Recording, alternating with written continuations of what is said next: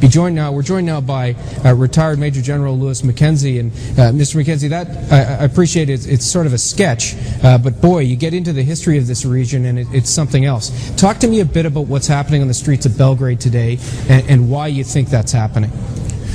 Well, Graham, not necessarily justifiable, but bearing in mind the characteristics of what's been going on over there for the last 15 years, not surprising, because we have a situation. Let's take an analogy. If Israel was told tomorrow they couldn't go near Jerusalem, that they'd lost their sort of the focus, the center of gravity of their soul, there'd be riots, I would imagine, in Israel. Well, 2 days ago, Serbia lost its equivalent of Jerusalem. It lost Kosovo.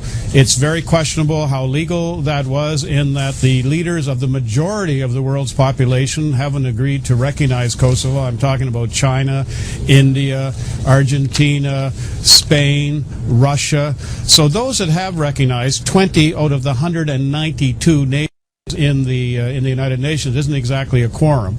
And I think myself, having covered the bombing campaign when I was in Belgrade for CTV along with Tom Clark, the attack on the American embassy today was undoubtedly an attack on Madeleine Albright, who is just the devil incarnate as far as the Serbs are concerned, because she bought into the setup at the Račak massacre, which was a staged event by the KLA, and that actually ended up dictating Rambouillet and the NATO bombing campaign, which, according to at least 50% of international lawyers, was illegal also. So there's a lot of pent-up emotion over there right now. Well, Canadians should understand Resolution 1244 recognizes Kosovo as part of Serbia and does not recognize the independence. And in fact, it's been probably one of the worst days, if not the worst day, in the life of any Serb who's living today when it happened 2 days ago, the independence.